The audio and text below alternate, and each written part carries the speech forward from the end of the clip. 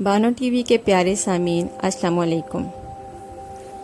لاوارث لوگوں کی ایک دفاعی ادارے کی اس کھڑکی کے ساتھ بیٹھے پتہ ہی نہیں سمیرہ کتنے سالوں کی راتیں بتا چکی تھی اور کتنی فجر کی اذانیں سن چکی تھی، نامعلوم کتنی نمازیں قضا کر چکی تھی۔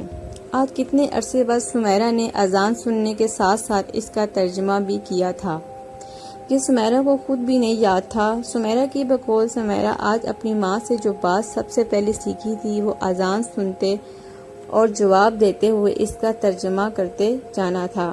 سمیرہ کی ماں کے بقول ترجمہ اذان انسان کو مضبوط اور بنا دیتا ہے، مگر کتنے برس ہوئے، کتنی اذیتیں دیکھے اور سہنے کے بعد سمیرہ کی ماں کب کی مر چکی تھی اور سمیرہ بھی سب کچھ بھول چکی تھی۔ نہ جانے کیسے آج اچانک اذان فجر کے وقت سمیرہ نے اذان کا جواب دینے کے ساتھ ساتھ اس کا ترجمہ بھی پڑھا تھا۔ اذان کے بعد سمیرہ اٹھی تھی اور وضو کر کے نماز ادا کرنے لگی تھی۔ سمیرہ شروع سے ہی ایسی نہ تھی۔ سمیرہ والدین کے پاس اکلوتی اولاد تھی۔ سمیرہ کے والد صاحب مزدوری کرتے تھے اور سمیرہ کے بچپن میں ہی ایک بلند و بالا عمارت سے گر کر ریڑھ کی ہڈی تڑوا بیٹھے تھے۔ سمیرہ جو پہلے شہزادیوں کی طرح رہنے کی عادی تھی، ان حالات سے بھی سمجھوتا کر لیا تھا۔ والد صاحب کے ساتھ ہونے والے حادثے کے بعد وہ کام کرنے کے قابل نہ رہے تھے۔ سمیرہ کی ماں نے بطور دیوبند کام کرنا شروع کر دیا اور محلے کی عورتوں کے لیے کپڑے بھی سلائی کرنے لگی، مگر جیسے تیسے سمیرہ کی ماں نے گھر کا چولہا جلانے کے ساتھ ساتھ سمیرہ کی تعلیم بھی جاری رکھوائی۔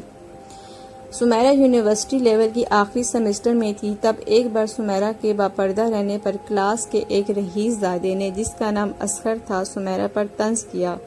اصغر کی وجاہت اور دولت کی وجہ سے بے شمار لڑکیاں اصغر پر فدا تھیں، مگر ان میں سے ایک بھی سمیرہ جیسی نہ تھی۔ سمیرہ کی عادت تھی کہ وہ زندگی میں کوئی بھی فیصلہ لینے سے پہلے اللہ اور والدین کی رضا کو مد نظر رکھتی تھی، لہٰذا اصغر کی لاکھ کوششوں کے باوجود بھی سمیرہ اس کے جال میں نہ پھنسی تو اصغر نے ساری کلاس کے سامنے سمیرہ کی کلائی پکڑ لی۔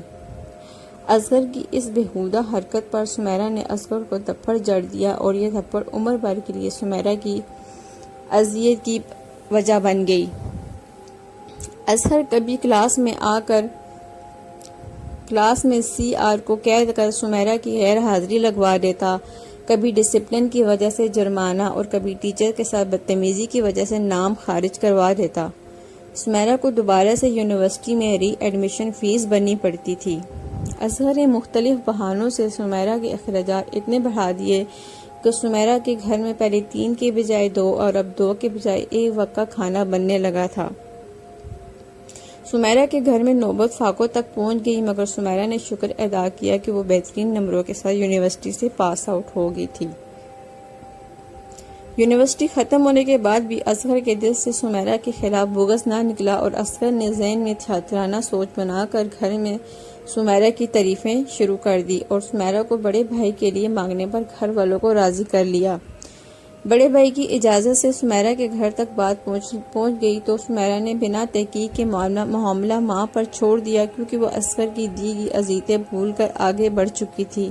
جو سمیرہ کی ماں کی مرضی سے اصغر کے بھائی وقار، جو کہ امریکہ کی ایک فرم میں ملازم، سے سمیرہ کی منگنی اور بعد ازاں نکاح ہو گیا۔ اصغر ان دونوں موقعوں پر گھر سے غائب رہا اور رخصتی والے دن اصغر بھی بارات میں شامل تھا، مگر شومِ قسمت کے سمیرہ کو تب پتہ چلا جب سمیرہ کی رخصتی کے بعد گھونگھٹ اٹھائی کی رسم بھی ہو چکی تھی۔ اصغر نے سمیرہ کو سلام کے بعد پہلے الفاظ میں یہ بولے تھے کہ اب تم سے اس تھپڑ کا حساب چکتا کروں گا۔ سمیرہ کے لیے یہ الفاظ میں سیسا تھا جو اس کے دماغ تک جا پہنچا تھا۔ ہمیشہ مطمئن اور مدبر سے سمیرہ پہلی بار سہمی اور گھبرائی ہوئی تھی، مگر اب اس کے پاس خود کو حالات کے دھارے پر چھوڑنے کے سوا کوئی چارہ نہ تھا۔ سمیرہ نے حالات کے ساتھ سمجھوتا کرنا چاہا، مگر دوسری طرف آئے روز سمیرہ کے شوہر کو کوئی نہ کوئی نیا پیغام سمیرہ کے عاشق کے نام سے موصول ہونے لگا تو وہ سمیرہ سے کھچا رہنے لگا، یہاں تک کہ ایک بار سمیرہ وقار اصغر اور سمیرہ کی ساس ہوٹل میں کھانا کھا رہے تھے کہ ایک نوجوان نے آ کر سمیرہ کو کہا، جانے من کیا اس آدمی کے پاس مجھ سے زیادہ دولت تھی جو تم میری جولی سے اٹھ کر اس کی جولی میں جا بیٹھی؟ اصغر نے اٹھ کر اس نوجوان کے منہ پر پنچ مارا تھا۔ وہ نوجوان پیچھے پلٹا اور کہا کہ میرے پاس ثبوت ہیں کہ سمیرہ پہلے مجھے نہ صرف چاہتی تھی بلکہ میرے ساتھ ہوٹل بھی جاتی تھی۔ اس کے بعد ایک دو اور بھی ایسے لڑکے جب سمیرہ کے شوہر وقار کو ملے تو وقار نے سمیرہ کو سارے گھر کے سامنے بٹھا کر اصغر کو کہا کہ وہ کلاس کی لڑکیوں اور لڑکوں سے سمیرہ کی چھان بین کرے، اور اصغر کے پہلے ہی اس موقع کی تلاش میں تھا۔ اصغر نے اپنی تمام محبوباؤں اور دوستوں کو پہلے ہی سمجھا دیا تھا، لہذا اصغر وقار اور سمیرہ کو لے کر جس لڑکے کے پاس جاتا وہ کہتا کہ سمیرہ کا اور میرا تعلق رہا، جس لڑکی کے پاس جاتے وہ کہتی سمیرہ مجھے ساتھ لے کر اپنے بوائے فرینڈ سے ڈیٹ کرنے جاتی تھی۔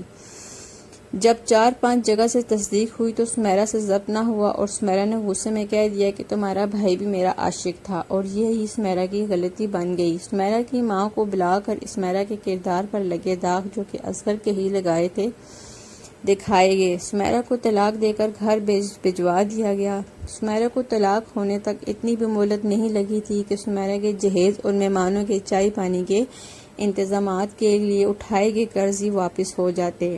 دوسرے محلے میں بھی سمیرہ پر لگے الزامات کی بات ہونے لگی۔ لوگوں نے سمیرہ اور اس کے والدین سے بائیکاٹ کر دیا۔ سمیرہ کا باپ بھوک اور صدمے سے مر گیا، اور ماں اپنی بیٹی کے خلاف ہونے والی باتوں کی اذیت نہ سہتے ہوئے خودکشی کر گئی۔ سمیرہ ایک لاوارث لوگوں کے ادارے میں شفٹ ہو گئی اور گھر بیچ کر والدین کا قرض ادا کیا۔ سمیرہ تب سے فقط چند گھنٹے سو پاتی، اور وہ بھی کبھی کبھار۔ سمیرہ کا دن اور خاص طور پر رات کھڑکی کے پاس گزرتی ہے۔ صبح کی تہجد گزار سمیرہ سب کچھ کھونے کے بعد شاید ایمان بھی کھونے والی تھی کہ اللہ نے ایک بار پھر سمیرہ کو اپنی طرف موڑ لیا۔ سمیرہ نے آج اذان کا جواب دینے کے علاوہ ترجمہ نماز ادا کی کہ سر سجدے میں رکھ کر گناہوں کی معافی مانگی اور اپنے رب سے ہمیشہ ہمیشہ جڑ گئی، کیونکہ بقول سمیرہ اللہ اکبر کا معنی ہے اللہ سب سے بڑا ہے، لہٰذا سمیرہ اس سے جڑ گئی جو سب سے بڑا ہونے کے باوجود آپ کو خود کامیابی اور فلاح کی طرف بلاتا ہے۔